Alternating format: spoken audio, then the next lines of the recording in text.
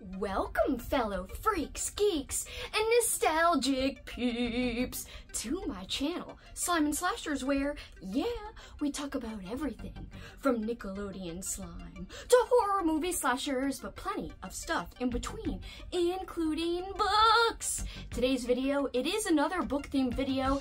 It will be my September reading wrap-up, in which I will talk about all the books I freaking read in September.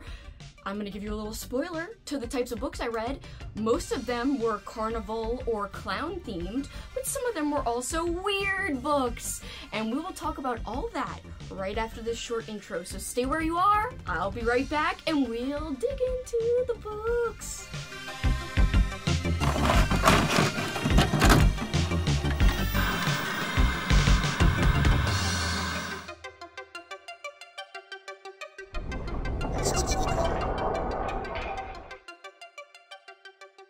Welcome back, guys! Okay, so September, it was a pretty successful reading month for me. I read 14 books, which actually is a little bit less than I read in August, but September, although I only read 14 books, I actually read more pages than I did in August. And that's because I read some chunkers, and actually, in my page count, I don't even have, I think I read 2 short stories in which I don't count those pages. So, I read officially 5,097 pages. I listened to approximately 2,345 minutes of audio, and my average rating was 4.10.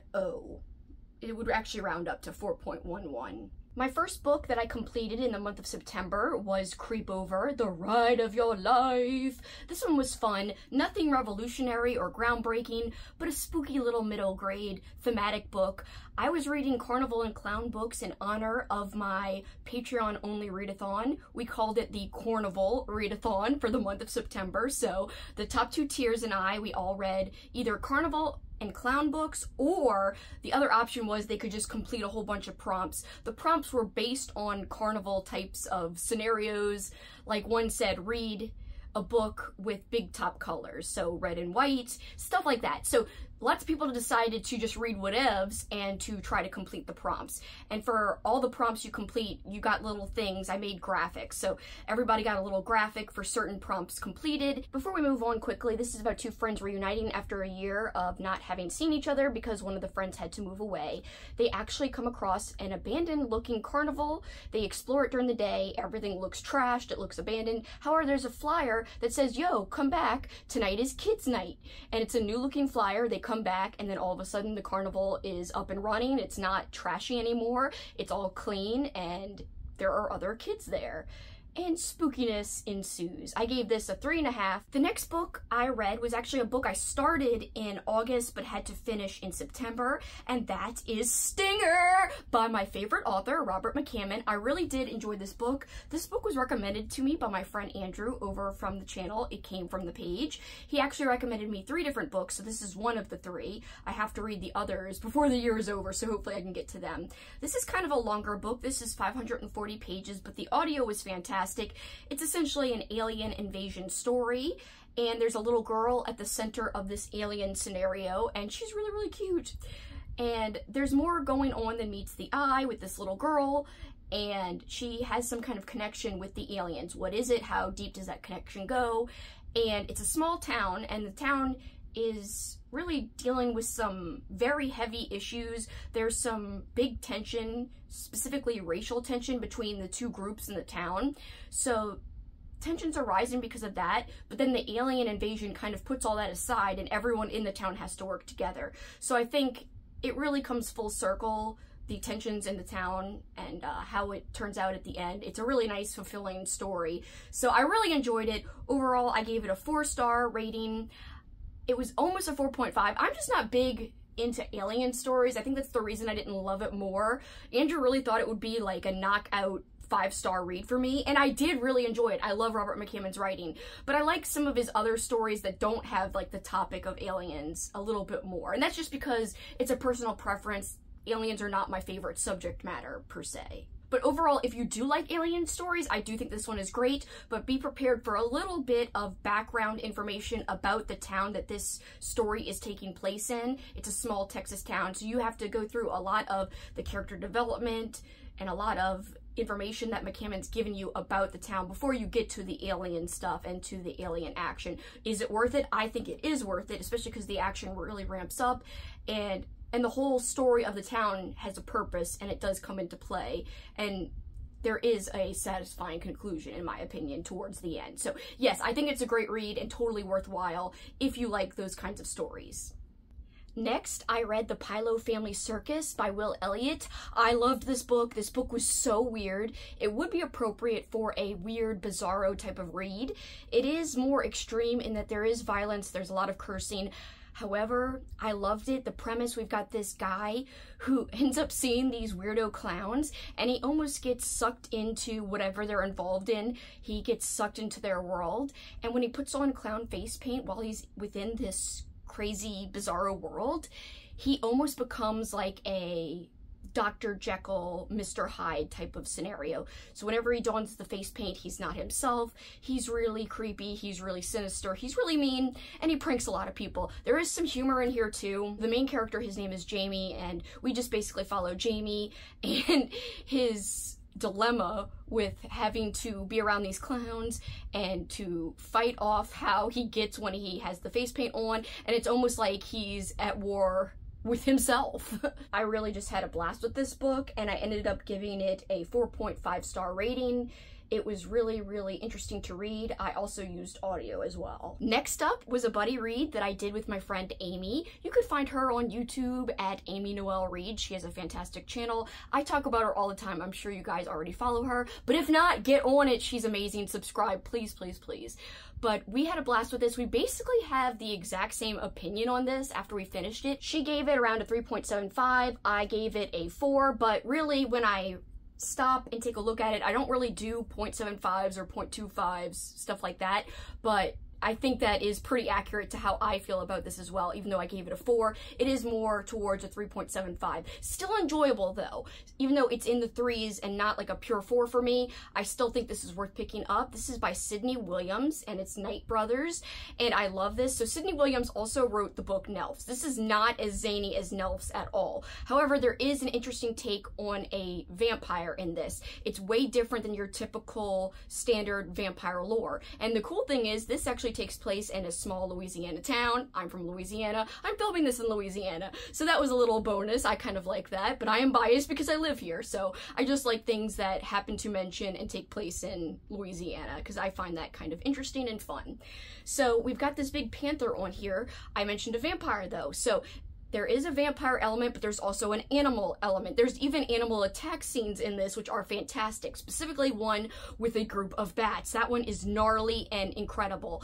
And yes, there is a panther. So this depicted on the cover, I can't even speak, this cat, which is depicted on the cover, actually is in the story. We're also following this couple who has a small town newspaper and their struggles, and they get kind of roped into this whole scenario with what's going down in the town. Why there's so many killings? Why are these animals going crazy? Is there something more afoot?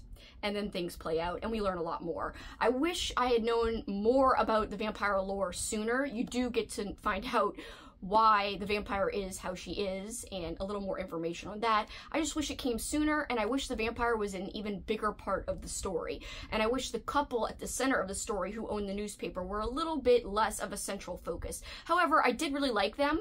I thought they were great characters. Overall, a really enjoyable time, especially if you like different takes on vampire lore. So yeah.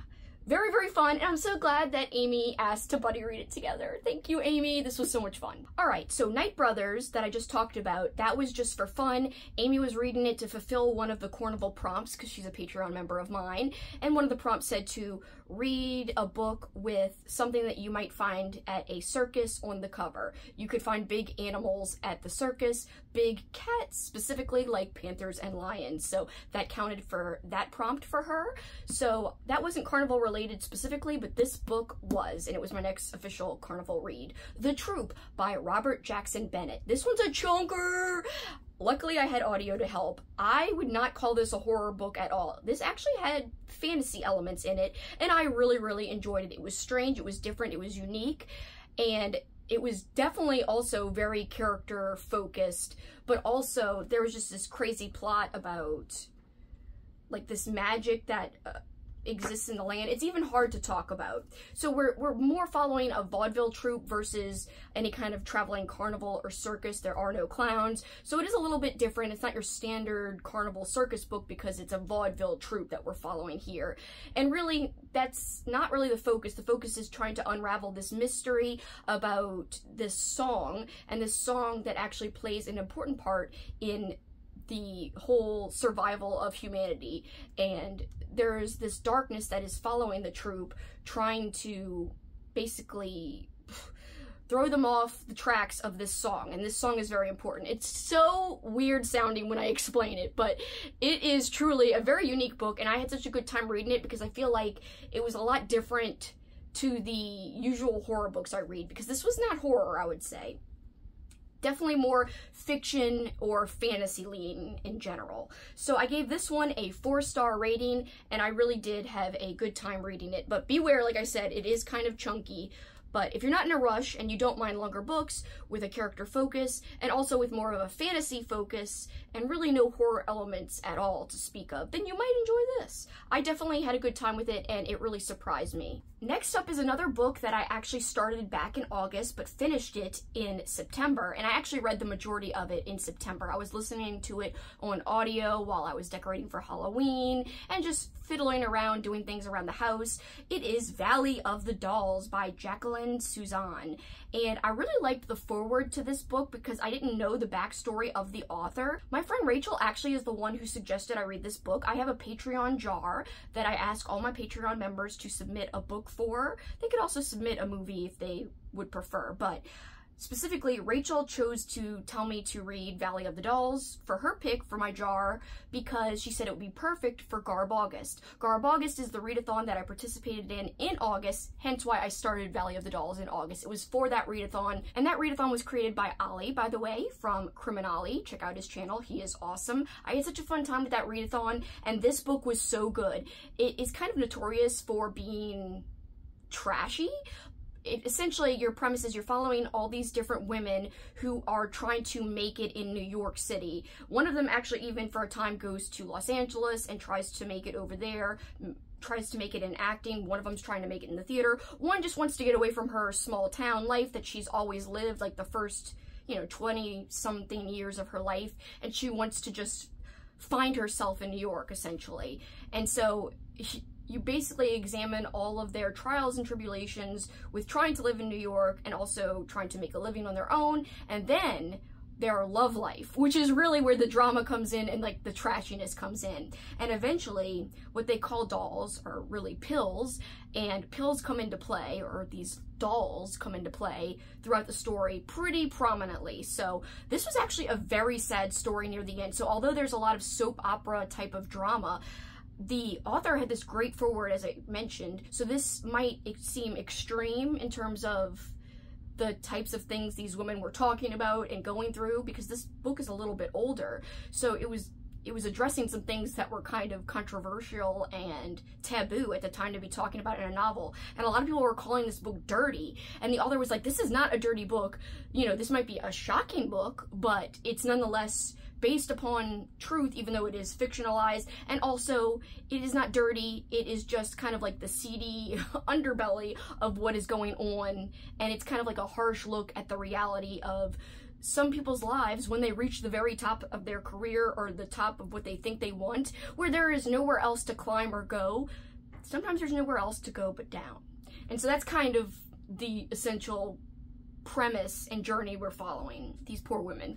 Like I said, it really does become quite sad at the very end, and you're like, man, I'm bummed out about this. It's quite a long book, actually. The audiobook was very, very long. I gave it a 4.5-star rating. It was an amazing book. I will say, for being described as trashy, I don't think it really read that way. I mean, yes, it had a lot of drama, as I mentioned, but it was definitely a worthwhile and entertaining read, but also there was more to it than what's presented on the surface. It was a more melancholy story than you first might assume it will be. Next up, I read another Carnival circus-y read called Saline Bend, and this is by Alan Baxter. It's a newer book. It's 336 pages. I ended up giving this a 4-star rating. It was fun. It was entertaining. but it was nothing mind-blowing. Again, I have a few reads that were not mind-blowing, but still a good time. This was one of them, where essentially we are following this disappearance of a kid in town, actually 2 kids in town, and the disappearance happens to coincide with this circus coming into town. To avoid coming under suspicion, the circus ends up offering to help look for the girls. The girls are found, but something is different from before they disappeared. So when they come back, all of a sudden things are different, and only a few people, really one in particular, notices the differences from when the girls disappeared to when they were discovered. And yeah, he tries to get to the bottom of why things are different now that they've been discovered, and what's going on, what's the reason for this weird change, and is there something spooky going on? So it's actually more of a supernatural story than a circus-centered story. The circus is a prominent backdrop piece of the whole story, but again, I don't think it's the central focus per se. Really, the town and the strange goings on in the town and the supernatural elements that come into play are the main central focus of this story, more so than the circus itself. Next up, I read a book from my friend Amy's book club, the Dark Hearts book club. Amy Noel reads. She had The Exorcist House as her book club pick for the month of September. I joined in and read it. It was only 287 pages, a very quick read. I actually listened to the audio, and I think the audio is the reason I liked it so much. Amy does have a book club chat up on her channel. She was joined by Kitty from Spicy Cats Reads, and also she was joined by Christine from Secrets Read, and they all talked about their feelings on the book. They kind of had similar opinions. Christine seemed to like it the most out of the 3 of them. I am basically on the same wavelength as Christine. I would have given it a 3.5 had I not listened to the audio, but I actually loved the demon voice that they used in the audio, and so that kind of bumped it up to a 4-star for me. But really, when I sit down and think about it, it's really more of a 3.5 or 3-star read. So I think I'm officially going to rate it on my spreadsheet a 3.5 star, because the story itself isn't stellar. It's nothing new. It's the same old Exorcist stuff that we've seen over and over again. The voice narration for the demon was amazing. That really raised it for me, as I mentioned. But besides that, was there anything overly amazing about it? No. There was this one eerie scene with a hanger in the basement that was insane and very crazy. And I thought it was going to go to some dark places, but it didn't. It almost did, though, and I liked that scene a lot. However, the rest of the book didn't really live up to that one scene. So, yeah. Just a mediocre read, and a lot of people seem to feel the same way. I know my friend Monica liked it. She gave it a 5. Some other people gave it like a 4, and a lot of people, though, gave it around a 3 or 3.5. Next, another non-Carnival read. I read my book club book for the month of September, which was Looking Glass Sound by Catriona Ward. I love Catriona Ward. I have read 3 of her books thus far. 2 of them have been 5 stars, and this one, spoiler alert, but not really, this one is the only one that's not a 5-star, but I still loved it. It was a 4.5-star read for me. It was very confusing, but if you really take the time to think about it, you can figure it out. It's like a story within a story within a story. Some elements of it reminded me of the movie In the Mouth of Madness. It reminded me of that, but in book form. And not exactly the same, but I really can't even begin to tell you what it's about, because there's just so much thrown at you that it's one of those books I think you'd be able to appreciate a lot more upon reread, when you have time to really soak in the details, especially when you know what the reveals are. Then you could just worry about sinking your teeth into those really nitty-gritty, intense details, because there's a lot of details coming at you throughout the whole book.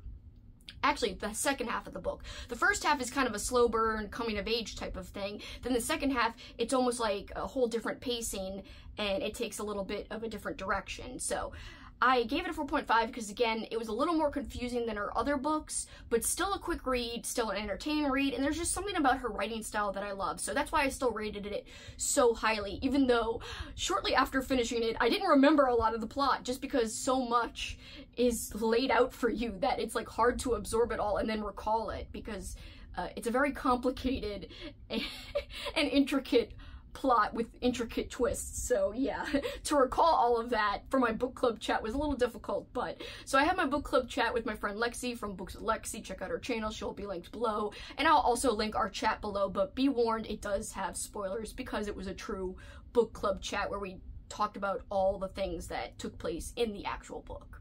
Alright, and back to more Carnival books. So I also read The Eyes of the Beast, and I'm so proud of having read this. This is by Steve Harris, and as you can see, it is a chunky boy. Like, look at him. He's like, oh, I'm chunker. Yeah, this guy, it took me forever to read this thing. 26 days officially to read it, but I did have a lot of fun. There were some parts that dragged, specifically this one part where a character wanted to measure the dimensions of this particular ride at this carnival that comes to town. And that was the part I felt like really didn't need to be there. It dragged on forever. He couldn't just believe his own eyes when he saw that the dimensions of the ride did not make sense from what was on the outside to what was on the inside of the ride. He had to go back and measure it and then make a computer freaking diagram of it on his old ass floppy ass disk. Floppy ass. Okay, I'm sorry. His old floppy disk program. He made this whole replica of the ride. He didn't need to go through all of that. He didn't have to freaking put all the ones and zeros in to make this ridiculous computer generated model or replica of the ride. He could have just gone there, gone back in, and saw that it was not what it appeared to be.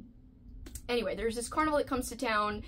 This couple, they're a younger couple, they have these talismans that they got as like a little matching gift for the both of them, and once they start wearing these talismans, weird things start to happen around them.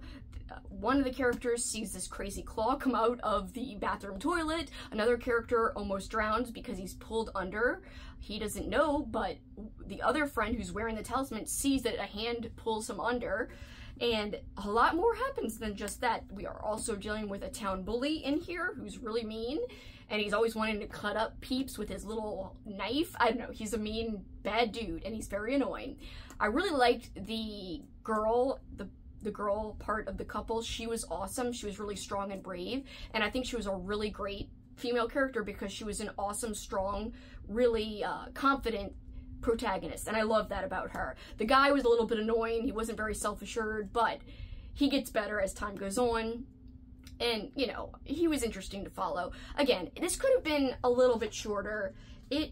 Let's see, I know it's over 500 pages. Yeah, it's 562 pages. I only read it with my eyes, and I think at least 100 to 150 pages could be cut out. That is why it's not a higher rating for me. I ended up giving this a 4-star rating. It was going to be a 3.5 for a long time, especially during that measurement part. I was like, I don't care about the measurements. I don't care. But after that, and when we get towards the end of the book, the action, especially like the last 150 pages, I feel like the action really picks up and you're like, what? All these fantasy elements actually come into play, much like with The Troop. So this has horror in it too, though. So it's a mix of horror, but also fantasy elements. So it's not just pure horror. It's definitely different than I expected. I will say, I wish the carnival played an even bigger part in it. It does play a big part in it, but we don't actually see, or I say see, we don't actually get a description of, you know, oh, there's this crazy fun house with this clown face at the entrance of the ride. So this cover's a little misleading, but there is a sinister ride that's kind of an entryway into like a darker sphere, a darker space within the carnival. So it's not totally misleading, just like there's no description of a cool ass creepy clown entrance like this. So that's the big difference. A lot more goes on though than stuff taking place at a carnival. It's like a lot of stuff takes place in this other dimension type of thing. So again, like I said, fantasy elements that I was not expecting, but you know what? When it comes down to it, I didn't mind. Also, there was a scene where moths, they come and attack this dude. Not only a whole bunch of little moths, but a big ass moth with some teeth. Moths aren't supposed to have teeth, but this dude is afraid of moths, and like through these fantasy elements, these moths were able to have teeth because they were sinister, like moths of his nightmare come to life specifically. They basically bit him all over. They even got into his pants, and it's described that his penis is all bitten up, and he's like, oh, can the talisman not heal my penis? It was great. So of course that made me laugh because for some reason there's always some kind of penis thing happening in the horror books I'm reading, but this one's no different apparently. Anyway, that really isn't important, but it made me laugh. So this was a lot of fun. It was definitely unique, and I will say, if you were going to read it, be prepared for a slow burn because some parts did drag, but was it worth it in the end? I do think it was, at least for me. Okay, and now for my very, very favorite read of the entire month, Cotton Candy Massacre. This was my final kind of carnival-themed read, and it wasn't final as in it was the last one I read in succession. This is the final one I have to talk about right now in this wrap-up is what I mean.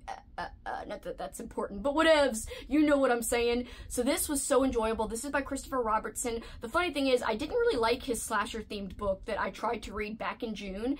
I can't even remember the name of it. I'll put a picture up of it. I ended up DNFing that book. Oh yeah, Virgin Night, sorry. I ended up DNFing that just because I did not like the characters' dialogue. This was the exact opposite. I liked the characters. I loved the carnival setting. I liked the creepy clowns in this. I like why the clowns became creepy and sinister. I liked why there were crazy things going down at this carnival. It was freaking awesome. And I did feel for the main characters. It's a group of teenagers that we're following. This couple breaks up, and the friends of each of the pair, they're trying to lift the spirits of the friends, and they all run into each other at this carnival where chaos is ensuing, and they get wrapped up in this chaos, and cotton candy comes into play, hence the name Cotton Candy Massacre, and it's like the grossest type of cotton candy you can imagine just from the description of it. I love this so much, I can't even say enough how much I loved it. This was such a great read, an easy 5-star. Wholly recommend if you love carnival themed reads with creepy clowns, and if you like humor in your stories. This had this too, but it also had some sentimentality, some emotional parts. It just had everything you could want. The setting was A+, the characters were well developed, the plot was interesting, it was marvelous. Now I want to talk about some weird books and weird short stories that I read for the Week of Weird. The Week of Weird was a readathon hosted and created by Crystal from Fiber Artsy and Jason from Jason's Weird Reads. It's essentially like you would think. It's a week of weird reading. That's exactly what the name makes it sound like, and that is exactly what it is. And I read 2 full-length books and 2 short stories for that. I kind of tried to do some of the prompts. They had very casual, very easy to accomplish prompts. One was like read old weird book. That was anything published before the 60s, or in the 60s or before, I'm sorry. Or read a newer one from anywhere in the 70s and after, that kind of thing. And there were some more specific prompts, like a translated one. I didn't get to that. But I will talk about the books I read. So first up, Mother Effin' Sharks. Mother Effin' Sharks, sad to say, was not as amazing as I thought it would be. I give it a 3.5-star rating. It was fun, and I really liked hearing this one character say Mother Effin' Sharks over and over and over again. I think that was my favorite part. It was weird. There were sharks that basically came out of nowhere, out of these puddles on the ground, and that was interesting. And I didn't care that I didn't know why it was happening. I just didn't really like the language in the book in terms of it was very formal. It was just written in a different tone than I expected, which kind of took me out of it as I was reading. But still enjoyable, still unique, still very weird, which was very appropriate for the Week of Weird. So yeah, overall a good time. I don't regret reading it, but I don't think every single person would like it. But if you're intrigued, why not pick it up and see what you think about it for yourself? That's really the only way to tell. Alright, and then the second book I read for the Week of Weird, and this was my favorite book I read for the Week of Weird out of the 2, of course, Into the Fire by Richard Lehman. This is a very weird Richard Lehman book. It's probably one of the most pervy Richard Lehman books I've read. Tons of sex in this, so if you don't want to see that, avoid it. Also some body shaming, which gets kind of old, and that's done over and over again in the mind of this one character in reference to this other character that he's hanging around with, and that just gets old and it's annoying. But there's also a bus full of mannequins and this small-ass town, and this town is hiding a secret, and it's not what it appears to be. This book starts so fast, though, with a completely different storyline. This girl running from her life from this kidnapper who basically burned down her house and killed her husband, and now she's got to run away from him. So we start off super fast-paced. We start off really worried about this main character. We feel for her. She's gone through hell, and she's going into the fire, from the frying pan into the fire. That's kind of what the title suggests, and that's what kind of plays out. Then there's this second storyline with this guy driving, home in his dad's car, and then randomly there's this dude who winds up sitting in his car while the dude goes to pay for some beef jerky at a gas station. Comes back, this dude's just sitting in his car, and he's like, yo, you're gonna give me a ride. And then the guy's like, no, get out of my car. He's like, no, dude, you're cool. Give me a ride. The dude's like, okay, whatever. I'll give you a ride. Then they pick up this girl named Boots, because she's wearing white boots, and they just freaking go around, and stuff starts to devolve. Lots of sex with them. Like, that's the part of the story that has lots of sex, is their storyline. The other storyline is just, like, more weirdness. I don't know. This was great. I always think Richard Lehman is just so zany, so out there, and this was no different than the other stuff I've read from him in terms of same zaniness, same perviness, same ridiculousness, but there's something so compelling for me about his work. It's so easy to read. So I'll give you an example. So whereas Eyes of the Beast was only 200 pages more than this, it took me more than twice as long, because this only took me 2 days. Whereas a book that's only 200 pages more than this took me 26 days. This just read so fast. And it's because Richard Lehman is really good, even though he's a trashy writer in his plots, he still can write. He still can write well. Unlike somebody like William W. Johnstone, who's an old school paperback author, his books are just poorly written and trashy in the poorly written sense. Like, there's really nothing redeeming about it. This, even though there's some kind of cringy elements that you have to kind of look the other way from, it's still somehow entertaining for some people, not for everyone. Do not just go picking this up. You have to look up trigger warnings. There is a lot of seedy stuff in here. There is a lot of terrible language. There's a lot of terrible scenarios. It's really, there's some horrible things, I will admit. Did I find it entertaining, though, at the end of the day? Yes, I did. I gotta admit it. I'm messed up. There's something wrong with me. Whatevs. This was a 4.5 star read for me. It was so close to being a 5, but again, I think the body shaming was the only thing that took it down a notch. Otherwise, it would have been like a perfect Richard Lehman book.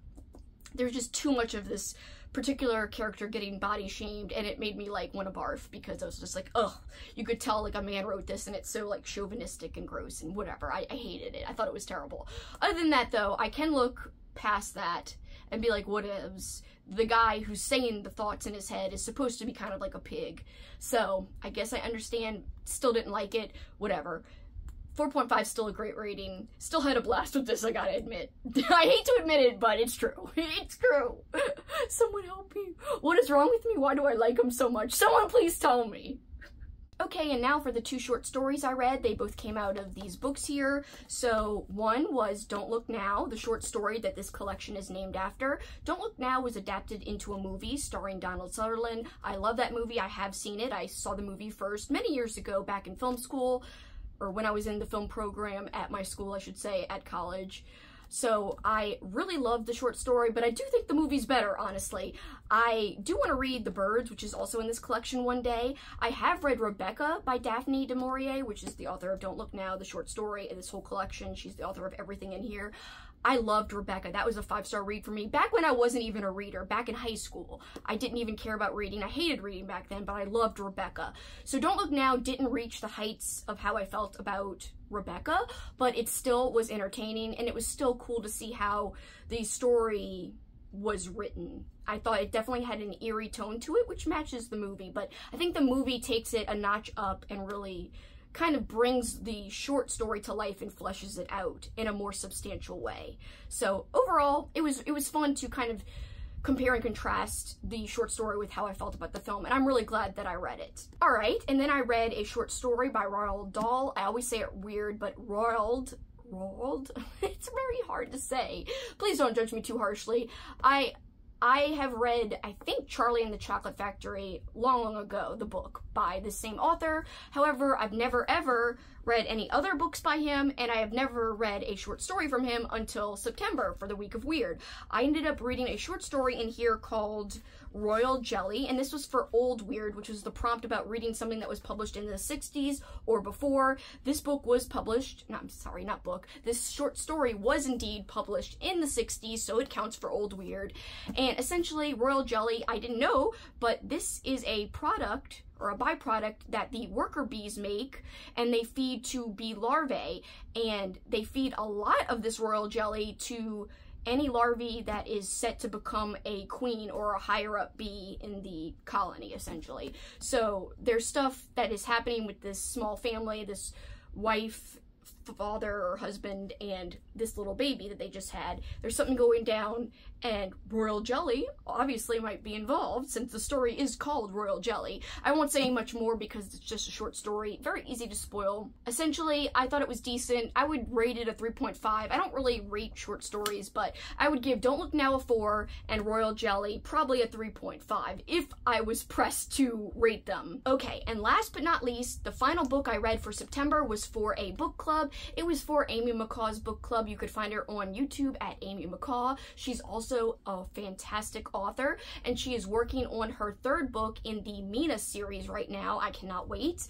It is going to be awesome. In fact, she just messaged me about that today. She is such a sweet person, such a caring person. She uplifts other people, and she's very, very friendly and fun to talk to. So she had myself and a whole bunch of other fantastic booktubers on to discuss the book Anna Dressed in Blood. And that is a YA book by Kendar Blake, and I freaking loved it. I was pleasantly surprised. There was a romantic element, actually 2 romantic storylines in this book, one of which I cared for, the other I did not care for. I gave it a 4-star. It would have been higher had one of the romantic storylines not been there. However, I thought the imagery was fantastic for a YA book.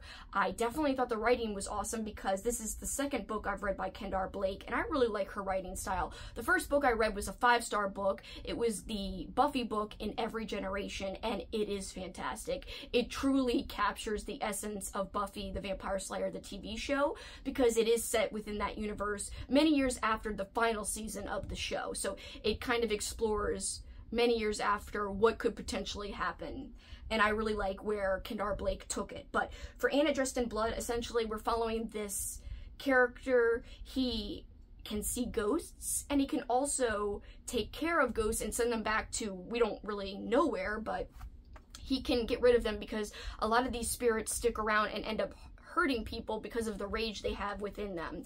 So we follow him eventually, and he's trying to find this spirit, or this rumored spirit, Anna Dressed in Blood, who is rumored to have murdered tons of people who trespass in the house that she's said to haunt. And more develops from there.